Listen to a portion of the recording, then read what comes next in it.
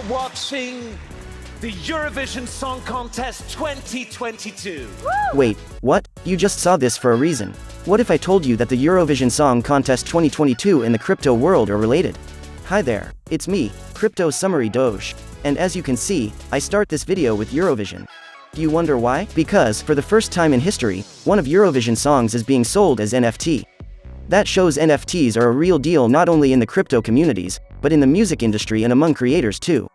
And NFT's importance in this field is growing rapidly. So, let's find out why and how. The Eurovision Song Contest of 2022 has been written in crypto history, because Marius Bear's, Switzerland representative's, song called Boys Do Cry, is now actually a NFT, or non-fungible token. As you probably know, NFTs are irreplaceable, and cannot be copied. If you want to find out more about NFTs, there's a link in the description box. So, let's go back to the Eurovision Song Contest that attracts millions of viewers from all over Europe and other continents. For this time, the crypto community is also getting involved. So what's the story behind this NFT song? Alex Lopez, Spanish entrepreneur and the CEO of the music NFT marketplace Soundpicker, said that blockchain technology and the launch of topics like NFTs creates a new opportunity for highly talented independent artists. Earlier in April 2022, Soundpicker platform revealed that they're going to partner up with Switzerland's representative in Eurovision. Marius Bear said that his song, as the saying goes, hits two birds with one stone. Because fans of Marius Bear and also fans of music NFTs in the crypto system can both support this idea while purchasing the song. Likewise, by buying and holding this NFT, passive income is generated, and profits are shared between holders and the artist. Seems like a very fair deal compared to what we have now in the music industry. And Eurovision itself is being elevated to another level. From now on, this fascinating music event is written on the blockchain. How cool is that? Especially for those who love both NFTs and Eurovision. I wonder how many songs will be written on the blockchain for next year's Eurovision in 2023. Let's make a guessing game in the comments down below. Music NFTs definitely change the way that music artists are treated in the music industry. And that's why more and more marketplaces are selling music NFTs. It makes a great opportunity that offers musicians to monetize their artworks. There is no secret that the music industry is not the best environment for artists. For example, one of the biggest flaws about the industry is that major music labels are milking musicians for great profits and giving almost nothing in return. Artists put in a great deal of hard work, time and passion, but get very little rewards. There is a very sad statistical report from 2017, published by Citigroup. Apparently, back then artists received only 12% of the $43 billion generated in music industry revenue in the USA. Sounds not that fair, doesn't it? Most of the revenue is taken by middlemen such as tech companies, radio stations, and of course, record labels.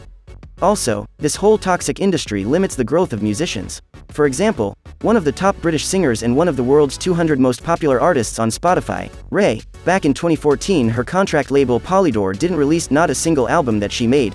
Back then Ray said on the Twitter, "I've done everything they asked me, I switched genres, I worked 7 days a week, ask anyone in the music game, and they'll know it."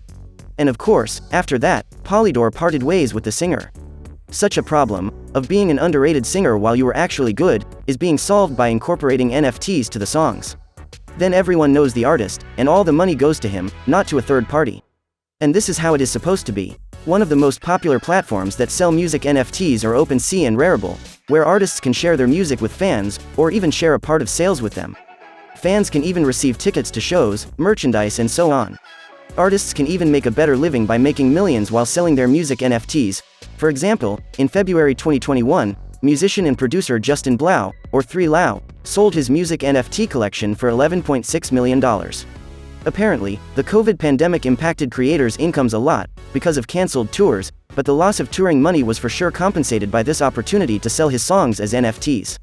Andrew Goldstone, 3Lau's manager, said, "Justin is truly a pioneer, having seen the potential of NFTs years before they were on anyone's radar. What else can I add? Good for Justin." Another great example could be a DJ Steve Aoki. He claimed that he made more money from his NFT drop in 2021 than in a decade of making music. He's best known for selling his so-called Harry collection. Here it is, you can listen to it. And this was sold for $888,888.88. And this NFT is one of the most expensive digital pieces. What can Aoki tell himself about music NFTs? I can quote him, "As music NFTs become more of a part of how we integrate and support artists, the labels will have to do more than just add the song on a playlist, and Steve Aoki is truly a fan of NFTs and crypto in general. because he is owner of Bored Ape Yacht Club NFTs, he creates his own metaverse called the Aoki One Verse, and he even uses emojis that operates as a person's unique URL, and so on. That's fascinating. Summarizing everything, music NFTs are truly becoming more and more valuable for music artists who truly believe in what they're doing and who want to be appreciated for their work. And we are the witnesses of this music evolution happening. What do you guys think? How much time will it take to go fully on music that is NFTs? Please let us know in comments, and for more great content please subscribe. Much wow, such profits. Go Doge.